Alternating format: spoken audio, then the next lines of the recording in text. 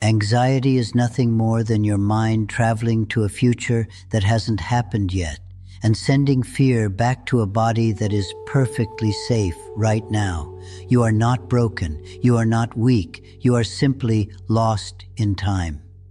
Think about the last time it arrived. You were not in danger. Nothing was happening. You were lying in your bed or sitting in your car or standing in the middle of an ordinary day. And yet your chest was tight, your thoughts were racing, your hands would not stop trembling. That is not a malfunction. That is a mind that has forgotten where home is. The ancient teachers had a name for this. They called it the wandering mind, a mind that refuses to stay present, a mind always somewhere else, rehearsing the past, fearing the future, spinning stories about things that have not yet been written. And here is what they understood thousands of years before modern medicine gave anxiety a clinical name. You cannot suffer in the present moment. Not truly. Suffering needs time. It needs yesterday and tomorrow.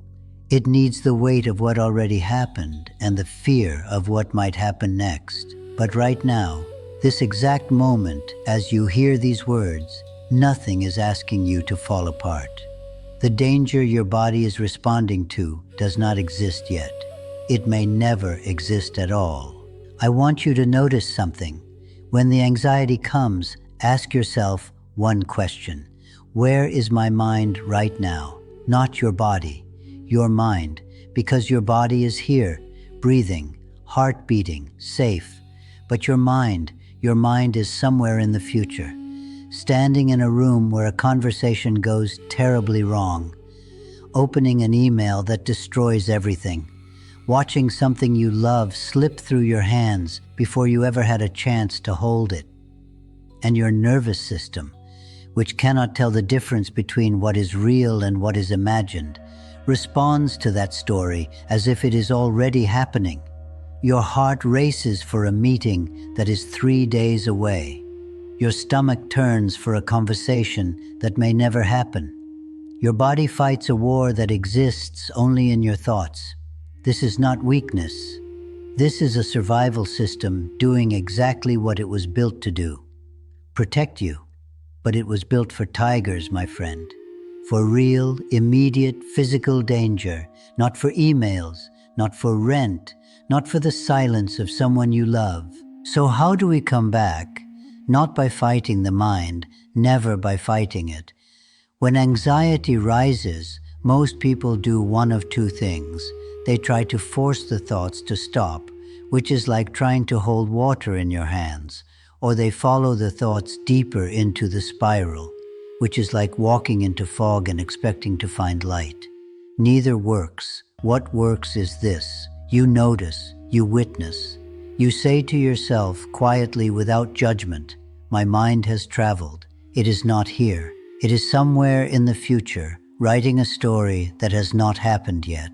And then, gently, the way you would call a child who has wandered too far, you call it back. You give it something real to hold on to. The weight of your feet on the floor beneath you, the sensation of air entering your lungs, cool as it comes in, warm as it leaves, the sound of something near you, wind, rain, the ordinary hum of the world still moving, still breathing, still here. 5 things your eyes can find right now. 4 things your hands can feel. 3 sounds your ears can catch without searching. This is not distraction. This is not a trick to make the thoughts disappear. This is a path back to the only place where anxiety cannot fully survive, the present moment. Here is something I have observed across many years of sitting with people in pain. The ones who suffer most from anxiety are almost never afraid of what is real.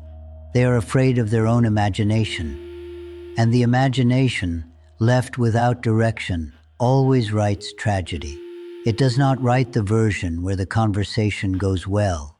It does not write the version where the results come back clean, where the job works out, where the person you love stays.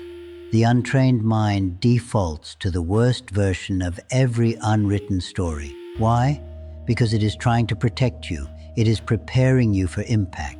It believes that if it shows you the worst possible outcome, you will never be caught off guard. But what it actually does is make you live through the worst possible outcome dozens of times for something that may never happen at all. You grieve losses that are not real. You mourn futures that were never taken from you. You carry wounds from battles that were never fought, and you arrive at the real moments of your life already exhausted from fighting imaginary ones. There is a story the old texts return to again and again. A man came to his teacher trembling with fear. He said, "I cannot stop thinking about everything that could go wrong. My mind will not be still." The teacher asked him, "Is anything wrong right now in this moment?" The man looked around. He was sitting in a peaceful room. He was breathing. He was safe. He said, "No, right now nothing is wrong." The teacher said, "Then right now there is nothing to fear, and right now is the only moment that has ever existed." The man was quiet for a long time. Then he asked, "But what about tomorrow?" The teacher smiled and said, "When tomorrow comes, it will also be now, and you will meet it then with the strength you have then, not with the strength you are burning today on a tomorrow that has not yet arrived." My friend, how much of your life are you spending in a time that does not exist? How many mornings have you woken up already tired, not from what happened, but from everything you imagined while you were supposed to be sleeping? How many meals have you eaten without tasting them because your mind was somewhere else, rehearsing something, dreading something, surviving something that has not yet come? This is what anxiety costs you, not just peace, not just sleep. It costs you your actual life, the moments that are happening right now while you are somewhere else. I am not telling you the hard things do not come. They do. I have lived long enough to know this with certainty. Loss comes, disappointment comes, things fall apart in ways you did not expect and could not have prevented. But here is what I have also witnessed in myself and in every person I have ever sat with in pain. You have never not survived. Every hard thing that has come before this moment, you are still here, still breathing, still capable of hearing these words. You have a survival rate so far of 100%, and when the hard things come, the real ones, not the imagined ones, you will meet them with the strength of that moment, not the strength of this one which you are spending on fear. The mind that learns to stay present does not become naive. It does not pretend that hard things cannot happen. It simply refuses to suffer twice, once in imagination and once in reality.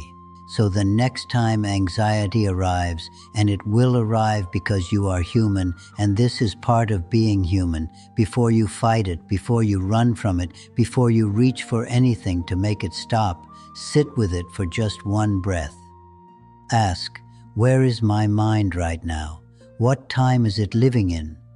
And when you find it in the future, lost in a story that has not been written yet, you do not judge it.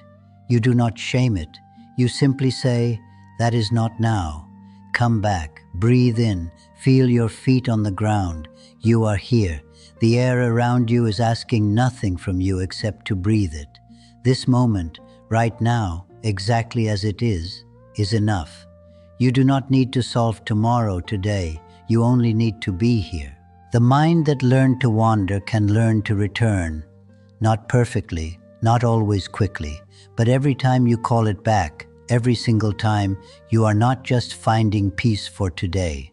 You are teaching yourself something the world rarely teaches, that you are not your thoughts, that fear is not fact, that the future is unwritten, and the only pen that writes it is the choices you make right now, in the present, with a clear mind and an open heart. Anxiety took you to a future that hasn't happened yet. Come back. This moment is where your life actually lives. The mind that learned to wander can learn to return. And every time you call it back, you are not just finding peace for today. You are becoming the kind of person who knows that no matter how far the mind travels, it can always find its way home. If this teaching reached something inside you, go to the comments right now and write one word, present. Because by writing that word, you are making a declaration, not to me, not to anyone watching. You are telling yourself, I choose to be here. I choose this moment. I choose peace over the stories my mind has not yet written. Share this with someone whose mind you know is lost in a future that hasn't happened yet. The act of offering peace to another always returns it to you first. I am Master Liang. Stay present, my friend. This moment is the only home you will ever truly have.